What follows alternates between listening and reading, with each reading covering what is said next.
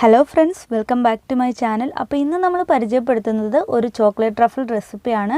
വളരെ എളുപ്പമാണ് ഇത് തയ്യാറാക്കാൻ വേണ്ടിയിട്ട്. വെറും 2 ഇൻഗ്രീഡിയൻസ് മാത്രം വെച്ചിട്ട് വളരെ എളുപ്പത്തിൽ നമുക്കിത് തയ്യാറാക്കാം. അപ്പോൾ നമുക്കിതെങ്ങനെയാണ് തയ്യാറാക്കുന്നതെന്ന് നോക്കാം. അപ്പോൾ അതിന് വേണ്ടിയിട്ട് ഞാനിവിടെ കുറച്ച് കണ്ടൻസ് മിൽക്ക് എടുത്തിട്ടുണ്ട്. ഇതൊരു 300 ഗ്രാമോളം കണ്ടൻസ് മിൽക്ക് നമ്മൾ എടുത്തിട്ടുണ്ട്. ഇതൊന്ന് ചൂടാക്കി എടുക്കാം. അപ്പോൾ നമ്മളിത് വീട്ടിൽ തന്നെ തയ്യാറാക്കിയ കണ്ടൻസ് മിൽക്കാണ് കേട്ടോ. നേരത്തെ ഇരുന്ന ഒരു ബോട്ടിലിനകത്ത് നമ്മൾ സൂക്ഷിച്ച് വെച്ചതേ ഉള്ളൂ. ഇത് നമ്മൾ വീട്ടിൽ തന്നെ തയ്യാറാക്കിയതാണ്.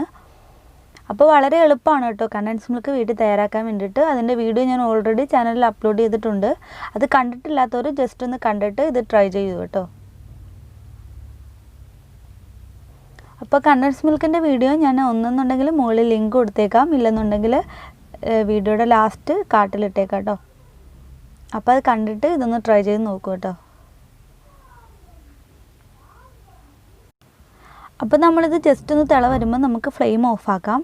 ഇപ്പോൾ ഇതാ ജസ്റ്റ് തിളയൊന്ന് വന്നിട്ടുണ്ട്. ഇനി നമുക്ക് ഫ്ലെയിം ഓഫാക്കാം. തോനെ തിളപ്പിക്കേണ്ട ആവശ്യമൊന്നുമില്ല കേട്ടോ. ജസ്റ്റ് ഒന്ന് തിള വരുമ്പോൾ നമുക്ക് ഫ്ലെയിം ഓഫാക്കാം. ഇനി നമുക്കിത് ചൂടോടുകൂടി തന്നെ ഒരു ബൗളിലേക്ക് ഒഴിച്ചു കൊടുക്കാം.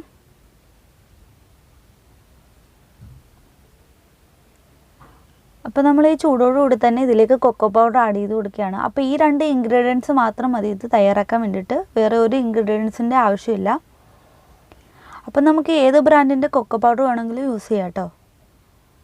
അപ്പോൾ ഞാനിതൊന്ന് അരിച്ചെടുത്തിട്ട് ഇതിലേക്ക് ആഡ് ചെയ്ത് കൊടുക്കുകയാണ്.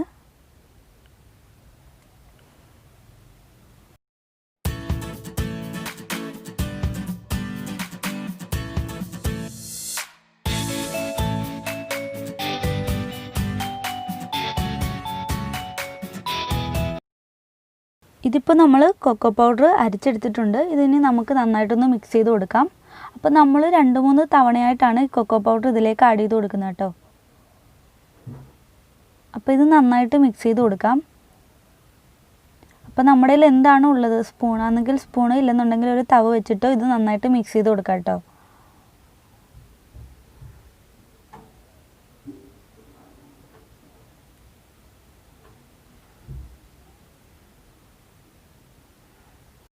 അപ്പോൾ ഇത് നന്നായിട്ട് മിക്സായി കിട്ടിയിട്ടുണ്ട്. ഇനി ഇതിലേക്ക് കുറച്ചുകൂടി കൊക്കോ പൗഡർ നമുക്ക് ഇതുപോണക്ക് തന്നെ അരിച്ചിട്ട് കൊടുക്കാം.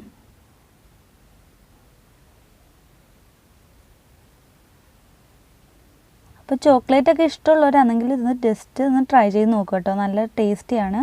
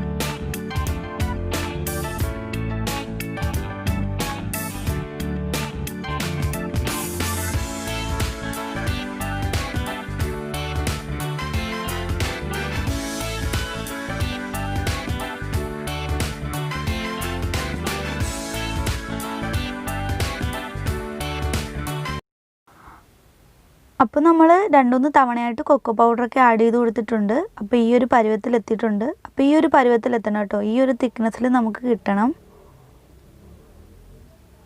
അപ്പോൾ നമ്മളൊരു 80 ഗ്രാമോളം കൊക്കോ പൗഡർ ആഡ് ചെയ്തിട്ടുണ്ട് കേട്ടോ. മൊത്തത്തിൽ ഒരു 300 ഗ്രാം കണ്ടൻസ് മിൽക്കിന് ഒരു 80 ഗ്രാമോളം കൊക്കോ പൗഡർ നമ്മൾ ആഡ് ചെയ്തിട്ടുണ്ട്. ഇനി നമുക്കിതൊരു പാത്രത്തിലേക്ക് മാറ്റി വെച്ചിട്ട് ഒരു 2 മണിക്കൂറോളം ഫ്രിഡ്ജിൽ വെക്കണം കേട്ടോ.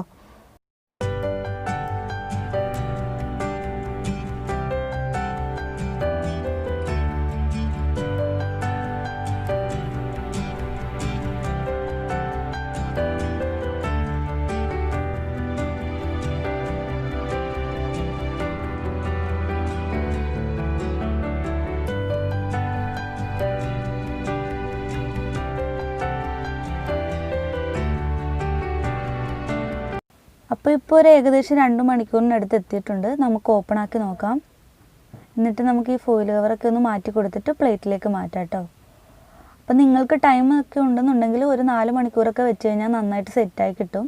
ഇപ്പോൾ ഞാൻ ഇത് പ്ലേറ്റിലേക്ക് മാറ്റി കൊടുത്തിട്ടുണ്ട്. കുറച്ച് കൊക്കോ പൗഡർ ഒന്ന് വിതറി കൊടുത്തിട്ടുണ്ട്. ഇനി നമുക്കിത് ഓരോ കുഞ്ഞു കുഞ്ഞു പീസാക്കി എടുക്കാം. ഇതിപ്പോൾ ഞാൻ ചെറിയ ചെറിയ പീസാക്കി എടുത്തിട്ടുണ്ട്. അപ്പോൾ നിങ്ങൾക്ക് ഇങ്ങനെ തന്നെ ഉപയോഗിക്കാം കേട്ടോ. ഞാൻ ഇതൊന്ന് ഷേപ്പാക്കാൻ വേണ്ടിയിട്ട് കുറച്ച് കൊക്കോ പൗഡർ ഒന്ന് വിതറി കൊടുത്തിട്ട് ഇതൊന്ന് ഷേപ്പാക്കി എടുക്കുകയാണ്.